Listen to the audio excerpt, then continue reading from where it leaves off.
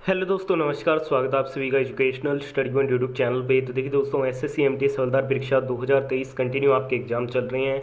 आज आपके 8 मई का सेकंड शिफ्ट का एग्जाम खत्म हो चुका है। तो 8 मई सेकंड शिफ्ट एग्जाम में जितने भी आपके जीके, जीएस और करंट अफेयर से रिलेटेड क्वेश्चन पूछे गए हैं, उन सभी क्वेश्चनों का बिल्कुल 100% सही व सटीक उत्तर के साथ एग्जाम एनालिसिस आपको इस वीडियो में देखने को मिलेगा।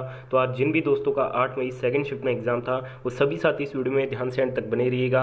आज 8 मई सेकंड शिफ्ट में पूछे गए सभी क्वेश्चनों राइट आंसर मैं आपको इसी वीडियो में दूंगा। वीडियो में कराए गए सभी क्वेश्चन 100% रियल और ऑथेंटिक रहेंगे, जो आज की सेकंड शिफ्ट में पूछे गए थे। तो चलिए दोस्तों, आज की इस वीडियो को अपने शुरू करते हैं। तो देखिए दोस्तों, आज 8 मई सेकंड शिफ्ट का पहला क्वेश्चन पूछा गया कि कैप्टन कूल किसे कहा जाता है। देखिए दोस्तों, जो कैप्टन कूल है, ये भारत के पूर्व कप्तान महेंद्र सिंह धोनी को कहा जाता है। ठीक है दोस्तों, तो महेंद्र सिंह धोनी इस क्वेश्चन का आपका बिल्कुल राइट आंसर था। ठीक है, चलिए इसके बाद अपने कुछ और निकनेम के बारे में बात करते हैं। देखिए दोस्तों, जो सचिन तेंदुलकर हैं, इन्हें मास्टर ब्लास्टर कहा जाता था, और जो मेजर ध्यानचंद है, इन्हें हॉकी का जादूगर कहा जाता था। ठीक है दोस्तों, और जो राष्ट्रीय खेल दिवस है वो 29 अगस्त को हॉकी के जादूगर मेजर ध्यानचंद जी की जयंती के अवसर पर ही सेलिब्रेट किया जाता है। और जो पीटी उषा है, इन्हें उड़न परी या फिर पायेली एक्सप्रेस के नाम से भी जाना जाता है। और जो सौरव गांगुली है, जो कि भारत के पूर्व कप्तान रह चुके हैं क्रिकेट में, इन्हें दादा के नाम से जाना जाता है। ठीक है, मिल्खा सिंह है, इन्हें फ्लाइंग सिख के नाम से जाना जाता है। और शोएब अख्तर जो हैं, जो कि पाकिस्तान के बॉलर हैं, उन्हें रावलपिंडी एक्सप्रेस के नाम से भी जाना जाता है। तो ये कुछ इंपॉर्टेंट निकनेम है, आप जरूर ध्यान में रखिएगा। इसके अलावा बात करते हैं हरभजन सिंह की, जो भारतीय बॉलर थे, इन्हें टर्बनेटर के नाम से जाना जाता है। महेंद्र सिंह धोनी को माही के नाम से जाना जाता है, या फिर कैप्टन कूल के नाम से जाना जाता है, जिस प्रकार आज क्वेश्चन पूछा गया था। राहुल द्रविड़ को the wall of India, the wall के नाम से जाना जाता है। पेले को ब्लैक पर्ल के नाम से जाना जाता है। ठीक है, महेंद्र सिंह धोनी को कैप्टन कूल के नाम से जाना जाता है। तो ये कुछ इंपॉर्टेंट निकनेम है, आप नेक्स्ट शिफ्ट के लिए जरूर कवर कीजिएगा। अगले क्वेश्चन में पूछा गया कि फुटबॉल में कितने खिलाड़ी होते हैं। देखिए दोस्तों, फुटबॉल में खिलाड़ियों की जो संख्या होती है वो कितनी होती है? 11 होती है। तो 11 इस क्वेश्चन का आपका बिल्कुल राइट आंसर था। रग्बी फुटबॉल में खिलाड़ियों की संख्या कितनी होती है? तो रग्बी फुटबॉल में खिलाड़ियों की जो संख्या होती है वो 15 होती है। नेक्स्ट शिफ्ट के लिए जरूर ध्यान में रखिएगा। पोलो में खिलाड़ियों की संख्या कितनी होती है? 4 होती है। और जो वाटर पोलो का खेल होता है, वाटर पोलो में जो खिलाड़ियों की संख्या होती है वो कितनी होती है? 7 होती है। खो खो के खेल में खिलाड़ियों की संख्या कितनी होती है? 9 होती है। और जो कबड्डी का खेल होता है, कबड्डी के खेल में जो प्लेयर्स की संख्या होती है वो कितनी होती है? 7 होती है। तो ये क्वेश्चन भी आप नेक्स्ट शिफ्ट के लिए जरूर कवर कीजिएगा। आज की सेकंड शिफ्ट का अगला क्वेश्चन आपसे पूछा गया था कि केलुचरण महापात्र किस नृत्य से संबंधित है। देखिए दोस्तों, जो केलुचरण महापात्र है वो ओडिसी नृत्य से संबंधित है। तो ओडिसी नृत्य इस क्वेश्चन का आपका बिल्कुल राइट आंसर रहेगा। देखिए दोस्तों, मोहिनी अट्टम से कल्याणी अम्मा, रागिनी देवी, हेमा मालिनी ये संबंधित है। कथक कदली से बलतोल नारायण मेनन, उदय शंकर और कृष्ण नायर संबंधित है। कथक की बात करते हैं तो कथक फेमस है बिरजू महाराज, लच्छू महाराज, सितारा देवी और शोभना नारायण। ठीक है, भरतनाट्यम से जुड़ी हैं यामिनी कृष्णमूर्ति, सोनल मानसिंह और रुक्मणी देवी। कुचिपुड़ी से जुड़ी है यामिनी कृष्णमूर्ति, लक्ष्मी नारायण शास्त्री और राधा रेड्डी। और जो मणिपुरी नृत्य हैं, इससे झावेरी सिस्टर, सविता मेहता, कलावती देवी और चारू माथुर जो है वो जुड़ी है। तो ये जो आपके प्रमुख नृत्य हैं, इनसे रिलेटेड जो व्यक्तित्व है वो भी मैंने आपको बता दिया है। यहाँ से नेक्स्ट शिफ्ट में डेफिनेटली क्वेश्चन बनेगा। अगला क्वेश्चन सेकंड शिफ्ट का पूछा गया था कि विश्व का सबसे बड़ा महाद्वीप कौन सा है। देखिए दोस्तों, विश्व का जो सबसे बड़ा महाद्वीप है वो एशिया महाद्वीप है। तो एशिया इस क्वेश्चन का आपका बिल्कुल राइट आंसर था। और जो ऑस्ट्रेलिया है वो दुनिया का क्या है? सबसे छोटा महाद्वीप है। सबसे बड़ा कौन सा हो जाएगा? एशिया। और सबसे छोटा कौन सा है? ऑस्ट्रेलिया है। चलिए बढ़ते हैं अगले क्वेश्चन की ओर। अगला क्वेश्चन पूछा गया कि स्टैंड अप इंडिया योजना किस मंत्रालय के द्वारा शुरू किया गया। देखिए दोस्तों, जो स्टैंड अप इंडिया योजना है, इसका जो शुभारंभ किया गया था वो 5 अप्रैल 2016 को किया गया था वित्त मंत्रालय के द्वारा। तो इस क्वेश्चन का आपका राइट आंसर था वित्त मंत्रालय।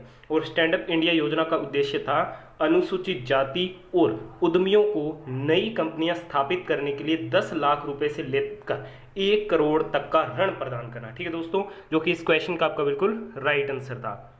अगले क्वेश्चन में पूछा गया कि राज्यसभा सदस्य बनने के लिए न्यूनतम आयु कितनी चाहिए। देखिए दोस्तों, राज्यसभा का सदस्य बनने के लिए जो न्यूनतम आयु निर्धारित की गई है वो कितनी की गई है, मिनिमम जो एज निर्धारित की गई है वो 30 ईयर्स की गई है, 30 वर्ष की गई है। अगर यहाँ से आपसे लोकसभा का पूछ लिया जाए तो लोकसभा के लिए कितनी हो जाएगी, 25 साल हो जाएगी। तो राज्यसभा और लोकसभा दोनों के लिए ध्यान में रखिएगा, यहाँ से नेक्स्ट में क्वेश्चन बन सकता है।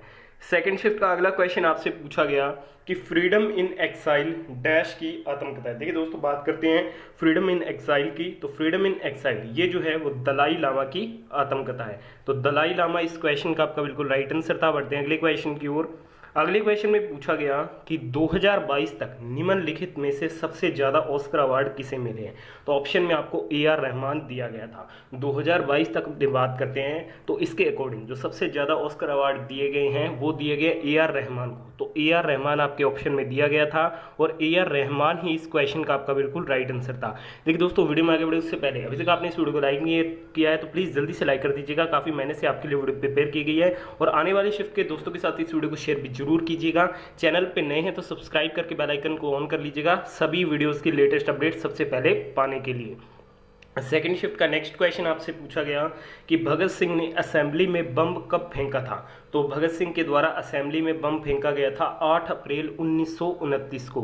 तो 8 अप्रैल 1929 इस क्वेश्चन का आपका क्या था, बिल्कुल राइट आंसर था। बढ़ते हैं अगले क्वेश्चन की ओर। अगला क्वेश्चन पूछा गया कि सती प्रथा का अंत कब हुआ था। तो सती प्रथा का पूर्ण रूप से अंत जो है वो 1829 में हुआ था। कब हुआ था, 1829 में सती प्रथा का पूर्ण रूप से अंत हो गया था। तो 1829 इस क्वेश्चन का आपका बिल्कुल राइट आंसर था। अगला क्वेश्चन पूछा गया कि निम्नलिखित में से कौन सा राजस्थान का प्रसिद्ध लोक नृत्य है। तो ऑप्शन में दिया गया था कालबेलिया। कालबेलिया इस क्वेश्चन का बिल्कुल राइट आंसर था। कालबेलिया क्या है, राजस्थान का प्रसिद्ध लोक नृत्य है। अगले क्वेश्चन में पूछा गया था कि सातवाहन वंश का प्रसिद्ध राजा कौन है। तो सातवाहन का जो प्रसिद्ध राजा था वो कौन थे, सिमुक थे। ठीक है, और जो सिमुक हैं इन्हें ही सातवाहन वंश का संस्थापक की माना जाता है और सिमुक को ही सातवाहन वंश का क्या है, प्रसिद्ध राजा माना जाता है। तो सिमुक इस क्वेश्चन का राइट आंसर था। अगले क्वेश्चन में पूछा गया कि धार्मिक काम करने की आज़ादी कौन से अनुच्छेद में है। तो धार्मिक काम करने की जो आज़ादी है वो अनुच्छेद 26 में है। तो आर्टिकल 26 इस क्वेश्चन का आपका बिल्कुल राइट आंसर था। नेक्स्ट क्वेश्चन में पूछा गया कि सबसे कम लिंगानुपात किस राज्य का है। सबसे कम लिंगानुपात की अपनी बात करते हैं तो हरियाणा, भारत के हरियाणा राज्य का कितना है, 877 है। और केंद्र शासित प्रदेशों की अपनी बात करते हैं तो केंद्र शासित प्रदेशों में दमन और दीव का कितना है, 618 है। और सभी भारतीय राज्यों में केरल का जो लिंगानुपात है वो सर्वाधिक है, कितना है, 1084 है। ठीक है, तो ये बात आपको ध्यान में रखनी है। अगला क्वेश्चन पूछा गया कि सबसे ज्यादा लिंगानुपात किस राज्य का है। तो ये केरल का। ठीक है, तो ये बात आप ध्यान में रखिएगा, या तो सबसे कम पूछा गया था या फिर सबसे ज्यादा पूछा गया था। अगले क्वेश्चन में पूछा गया कि निमोनिया में सबसे ज्यादा प्रभावित कौन सा शरीर का अंग होता है। तो देखिए दोस्तों, जब हमें निमोनिया होता है तो उसमें फेफड़े क्या है, सबसे ज्यादा प्रभावित होते हैं। तो फेफड़े इस क्वेश्चन का आपका बिल्कुल राइट आंसर था। अगले क्वेश्चन में पूछा गया कि उदयपुर की स्थापना किसने की थी। तो उदयपुर की जो स्थापना है वो उदय सिंह के द्वारा की गई थी। तो उदय सिंह इस क्वेश्चन का आपका बिल्कुल राइट आंसर था। अगले क्वेश्चन में पूछा गया सेरिकल्चर का संबंध किससे है। तो रेशम कीट से है। ठीक है, तो रेशम कीट इस क्वेश्चन का राइट आंसर रहेगा। अगले क्वेश्चन में पूछा गया है कि उत्पाद विधि को और किस नाम से जाना जाता है। तो उत्पाद विधि को मूल्य वर्धित विधि के नाम से भी जाना जाता है, जो कि इस क्वेश्चन का आपका बिल्कुल राइट आंसर रहेगा। अगले क्वेश्चन में पूछा गया कि महाराष्ट्र से कौन सी नदी निकलती है। तो ऑप्शन में गोदावरी नदी दिया गया था। तो गोदावरी आपका राइट आंसर था। तापी नदी मध्य प्रदेश से निकलती है। भागीरथी नदी गोमुख उत्तराखंड से निकलती है। सतलुज और ब्यास तिब्बत के मानसरोवर झील से निकलती है। शारदा नदी या काली गंगा ये आपके कुमाऊं हिमालय से निकलती है। अगले क्वेश्चन में पूछा गया चंगेज खान ने ईरान पर आक्रमण कब किया था। तो चंगेज खान ने ईरान पर 1219 में आक्रमण किया था। तो 1219 इस क्वेश्चन का आपका बिल्कुल राइट आंसर था। नेक्स्ट क्वेश्चन में पूछा गया था कि इंडिया और श्रीलंका किस जल संधि से जुड़े हुए हैं। तो इंडिया और जो श्रीलंका है वो पाक जलडमरू मध्य के माध्यम से जुड़े हैं। तो पाक जलडमरू मध्य इस क्वेश्चन का आपका बिल्कुल राइट आंसर था। तो आज के सेकंड शिफ्ट में पूछे सभी क्वेश्चन का एग्जाम एनालिसिस कर दिया आपने। इस वीडियो को यहाँ तक देखा, बहुत बहुत धन्यवाद। वीडियो पसंद है प्लीज वीडियो को लाइक शेयर और चैनल को सब्सक्राइब जरूर कीजिएगा। धन्यवाद।